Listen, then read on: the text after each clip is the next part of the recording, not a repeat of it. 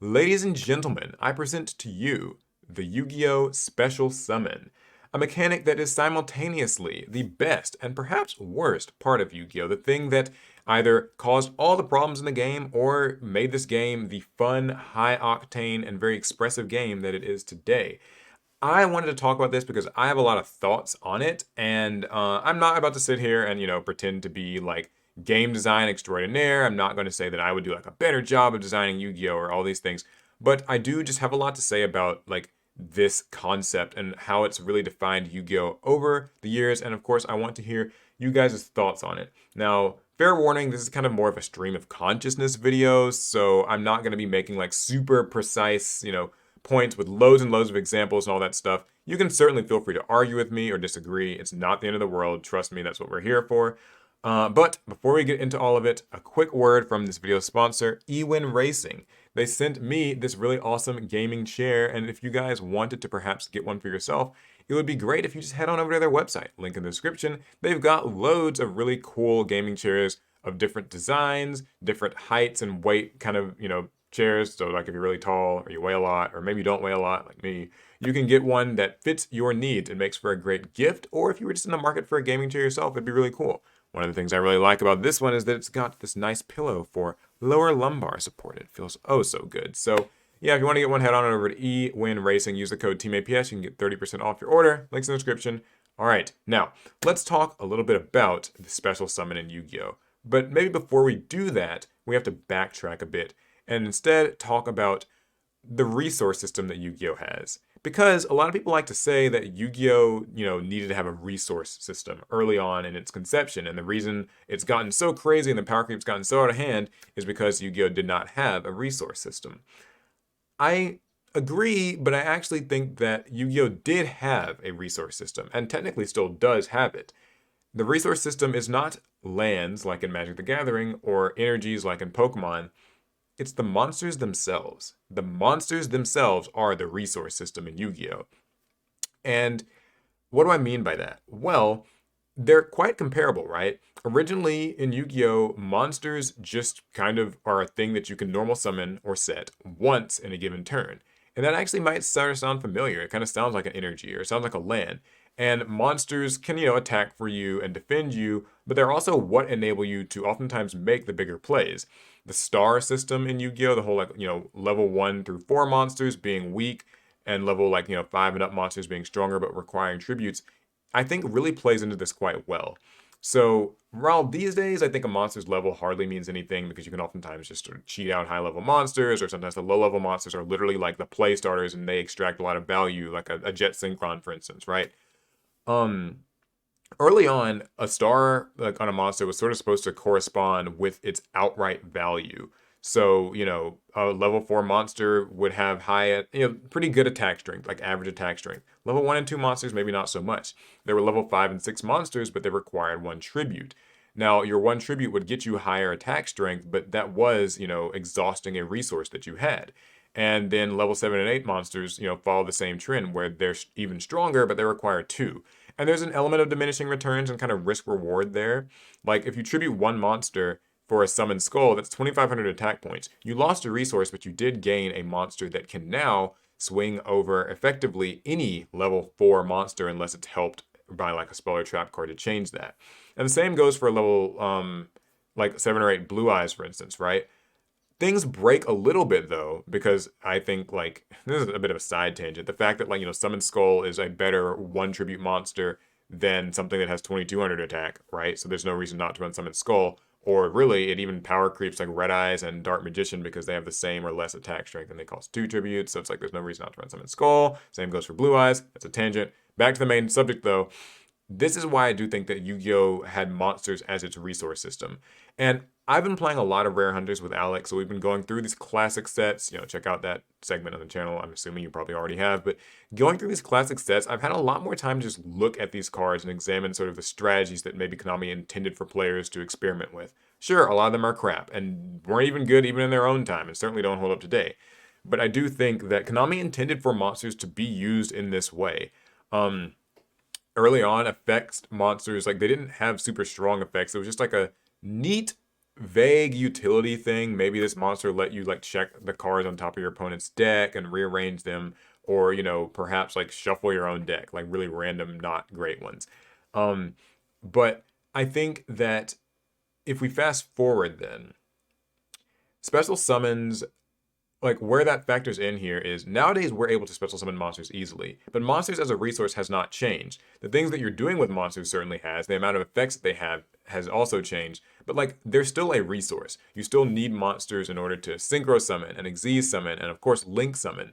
There's another sort of off tangent is that like the fact that those monsters come from the extra deck and don't come from your hand, I think conflicts with the whole monsters as a resource system because you're not like losing as much. Like if I send a Sangin to the grave to link summon, an Almirage, it's no longer really like a resource in the same way because like I'm not like losing anything. I'm keeping the same net card economy and different conversation for a different day, but related. But yeah, so these monsters are still being used for that. It's just that like the monsters now, I guess, have more effects and it's much easier to special summon them to the field. In early Yu-Gi-Oh, there's very few ways to special summon a monster. It existed as a mechanic, but I mean like the only way you were really going to be doing that was with like Monster Reborn, which was a pretty, like it's like a single card and the monster had to be in the grave. And you eventually get some things like Spear Cretin or Call of the Haunted. Maybe it's like extra ways of summoning monsters, premature burial.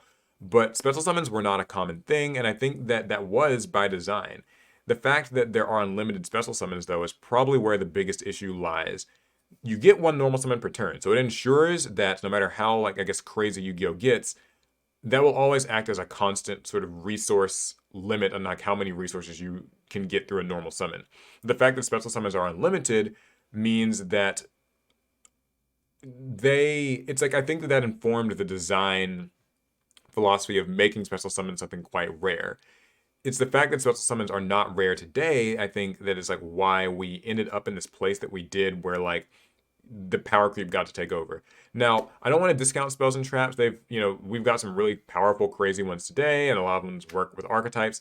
But surprisingly enough, I think that if you just look at Yu-Gi-Oh's history, you really won't see nearly as many complaints about spells and traps, especially in like the last 10 years, as you will about just strong, crazy monsters. Monsters that enable you to search your deck and summon more monsters, and the monsters can summon more monsters and they can make extra deck monsters. Like, I'm serious about that. The strongest spell and traps historically in Yu-Gi-Oh! Are all like, kind of pre-2010 type of cards.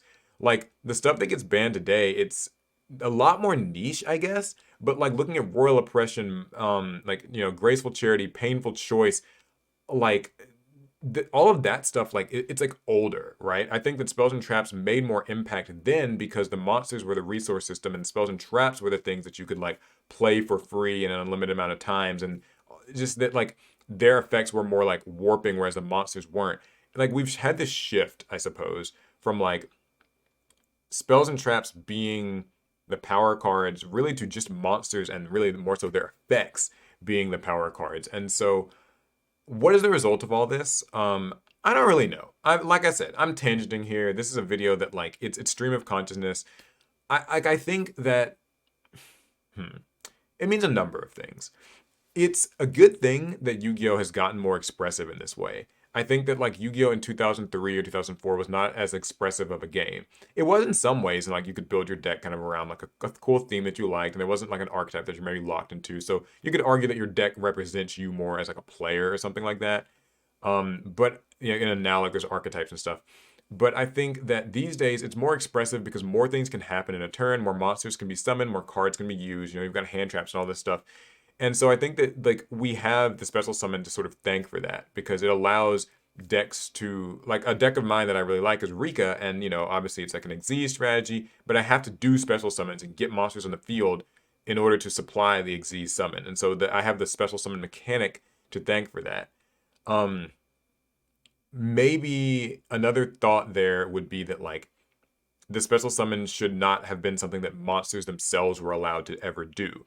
Like maybe we should not have ever gotten monsters like, let's say, Burning Abyss, or monsters, that can summon other monsters so easily or summon themselves so easily. Maybe it should have always been spells and traps that did the summoning of the monsters. I'm not saying that would have like fixed everything with Yu-Gi-Oh, but it's just like I don't know, it's like a thought I have. And then I suppose there's also like there's so many things. Like, I don't really know if I think the special summon like is actually like what ruined Yu-Gi-Oh. Maybe there should have been a limit to it. Maybe instead of making it where like what I was saying, where like only spells and traps can summon monsters, maybe it just should have been like, people say like, oh, you can only summon 3 monsters per turn. Like maybe that should have been a limit early on. But that's not a resource system per se. That's just a hard limitation. And so going a little bit back to what I was saying at the beginning of the video, where it's like a resource system is something that Yu-Gi-Oh was missing in a lot of people's eyes. I don't think that it was missing a resource system. Maybe it was just missing a limit. But is a limit any fun? Like, if we had limits, would we get to have like? And by limits, I mean like if there was a thing that just said you can only special summon like 3 times in a turn, or even 5 times in a turn. There are so many decks that I feel just would not be able to exist like in the modern day. Like the Synchron deck that Yusei uses. Like oftentimes you're going to be summoning like 3 or 4 or 5 or 6 times in order to like make these strong synchro monsters. But I don't think that anybody's arguing that that's like that deck is the problem with Yu-Gi-Oh! Like modern Yu-Gi-Oh! It summons everything and has the like. I don't think anyone's pointing at that deck as the cause. But then I guess if you look at a deck like a Shizu tier that does summon a lot and mill a lot and do a lot of crazy things, a limit to special summons would be good. But it's like you can't. I don't know.